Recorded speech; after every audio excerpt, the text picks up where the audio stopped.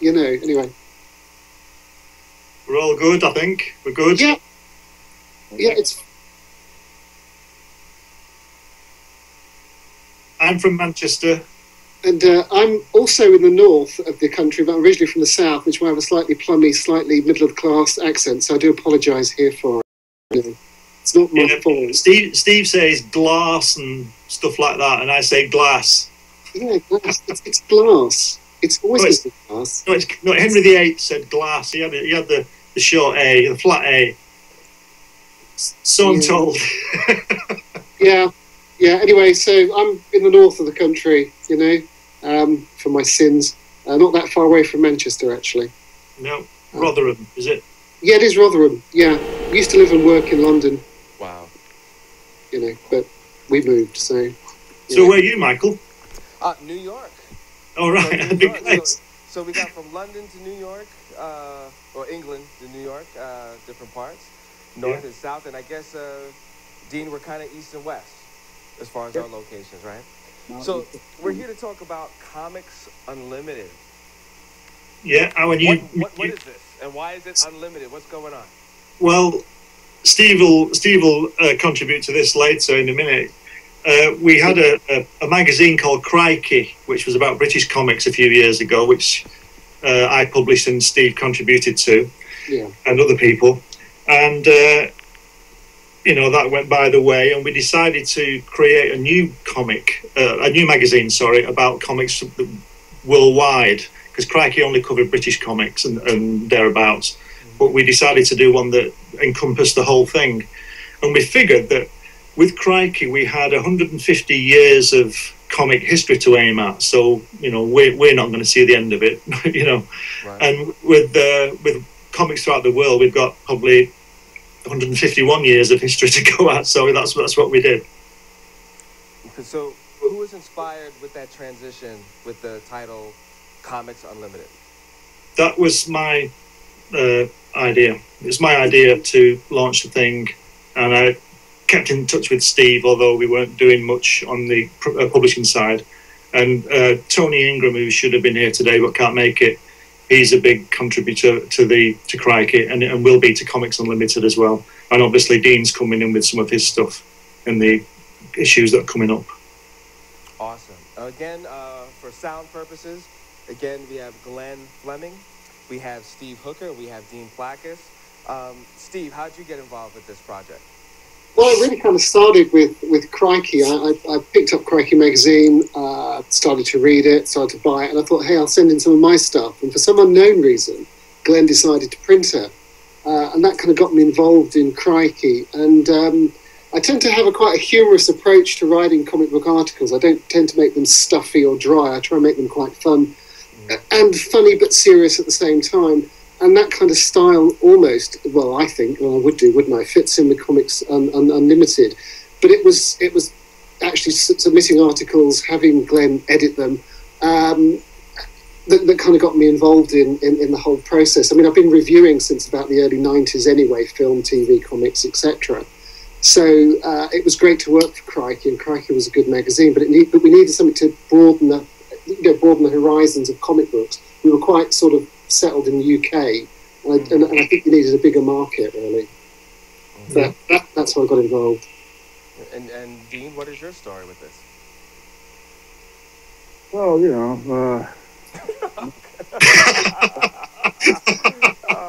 short, serious answer. Thanks, Dean. See you later. Look, it's just great to be involved with such a fantastic magazine. The featured articles on creators and the different properties out there, the crew I'm working with. I mean, these guys know how to write, and it's not one of these fluff magazine things. You know, it's well written. The layout is spectacular. There's nothing. It's just pure, splendid work, and it's for the fans out there. And you know, I would not get involved with anything mediocre, because you see me on our show, ECLECTICKA, Sunday nights at 8:30. I can be pretty brutal with the critique, and you know, 99% of the time I'm right. So Of course, of course. So this is something I'm just thrilled to be a part of. And I guess I bring in the rest of the world because I'll be covering the manga and the pulp and even comics from Greece. Just to see how different it is. Mm-hmm. Now, Glenn, you've seen so many changes within the comic book world. You know, where do you think comics are today? What does that mean? I'm 300 years old. I'm 300. See, you did it to yourself. I didn't. Hey, listen. I haven't read an American comic since about 1986. That's good since '86. Oh man. Well, even from '86 to now, there's been so many changes. Where do you think we are in reference to the comic book world, the love of it, the business of it, and where do you think it's going? I think it's going down the pan, to tell you the truth. But it's well documented. I don't like the changes that the new creators, and I use that word generously, have brought to the fore. I just don't see the point in changing the people's sex, the people's colour. I've said this to you before. You know, I just don't agree with it at all because, you know, people like Jack Kirby and Stan Lee to an extent and Gene Cole and all these people, they brought these fantastic characters. Mm-hmm. And everybody's upset that there's no black people in there, Jewish people, Martians or whatever, you know. And I just, why don't they just create their own? That's what I think. I'm probably... So basically you say, like, just create new characters instead of twisting the old properties. Yes. I was just saying to Dean before we came on air, he showed me this new Captain Scarlet animation, which is fantastic. And we just got through the new Thunderbirds one, which I think I watched 1.5 episodes. Mm-hmm. And the characters have changed and some characters aren't in it. And I just don't see the point. I can see the point of sort of bringing it up to date and changing maybe things around the stories. Okay. But I don't see the point in changing these characters that are so well established. I don't know what it does. I really don't. Somebody might explain. Can I say something? Just so I kind of agree with you, Glenn, and disagree with you. I think there is a need for change. From a business point of view, there is a need for change because in the end it is a business. As much as we decry the change, some I don't like, but I kind of look at it and go, well, you know, it's got to change at some point. We could all carry on with the same old stuff, but it has to. For me, it has to change. I didn't watch any of the Thunderbirds because I couldn't, because it just wasn't how I wanted it to be. You know, I want puppets. I want to see the wires. I want to see everything. Yeah. I want to see the real hands. I don't want to see that. But for other people, that might work. And it is difficult. And I don't disagree with you, Glenn. In my heart of hearts, I want comics to stay the way they were in about 1976. But they haven't, and they won't, and they'll move on. You know? Well, I agree. They change. They're not doing better. Sorry? They're not doing better than they did back then. No, matter of fact, I would say possibly worse. Sales, certainly. Yeah. So yeah. I mean, if you're a creator, create something. Well, something different.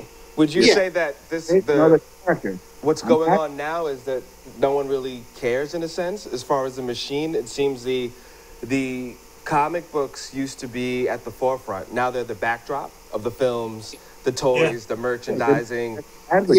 Everybody wants to get as much as they can out of the properties. I mean, even the young comic book creators are like, well, I got to do this, I got to do that. And no, you don't. You just got to make comics.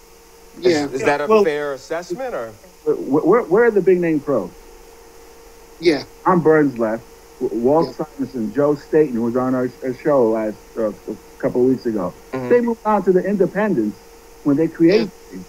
These new guys are stuck at Marvel and DC who are told, oh, you can't do that with Superman. You can't do that with Batman. We want this and this. And then it's got to go along with what promoting for the movie. What's that for the fans? That's a ripoff. Well, again, this poses my question. Do you believe it's the marketing aspect? Because the focus really isn't the comics. The focus is the TV shows, all the extra stuff. It's a big business now. It's a business now. You know, the business people always move into something that's successful, whatever it is. You know, I'm an artist, so I don't sort of necessarily, although I do like to eat occasionally, I don't necessarily think of, oh, I'm going to write a $1 billion industry. And I'd like to, but that's not the first thing on my mind. But, you know, You know, and if Marvel want to buy Comics Unlimited tomorrow for $10 million, well, I'll see you guys, you know. You know, I'm not stupid. Right. No, I don't think you are, but the business has sucked some of the joy out of it. I mean, I'm a reviews editor for a website, and the comics that I look at, I don't get a lot of joy out of. You know, I don't get a lot of joy out of the art because it seems quite, I don't know, quite cartoony, quite, I don't know how to describe it, but the art for me is sometimes a real turn-off. I think That's interesting. I think the art's got sort of Japanese manga style, hasn't it? Yeah, I was reading a review. I was editing a review this morning where it said, yeah, the art style is very Japanese manga. And I thought, yeah, you're right, it is. But it's not that good either. That's the problem, because the Japanese style, it's not that storytelling you got like from Kirby. It's all this posing. It's just posing with the flash knife. And I see that in the artwork, and I just cannot buy these new DC and Marvel things because everyone's just posing. Yes. I mean, you look at it, take the words away. Don't even look at the words. Take it. It's like, that's just a picture shot. Yeah. It's not a story. Whereas if you could take the words away from Kirby, you're like, oh wait, now I can see what's going on. Yeah.